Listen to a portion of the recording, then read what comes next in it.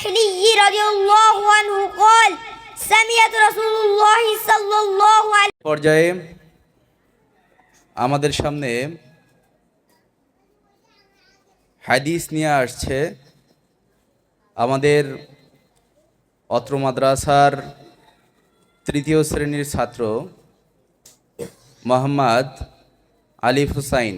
আসসালামু আলাইকুম ওয়া রাহমাতুল্লাহি ওয়া বারাকাতুহু। আমার নাম মোহাম্মদ আলিফ হোসেন। আমি আত-তাকওয়া ইসলামিয়া মাদ্রাসায় তৃতীয় শ্রেণীতে পড়ি। আমি এখন একটি হাদিস বলবো। এক নং হাদিস শরীফ عن أبي أمامة الباحلي رضي الله عنه قال سمعت رسول الله صلى الله عليه وسلم يقول اقرأوا القرآن فإنه يأتي يوم القيامة شفيعا لأصحابه رواه মুসলিম। হাদিস নং 1 এর অর্থ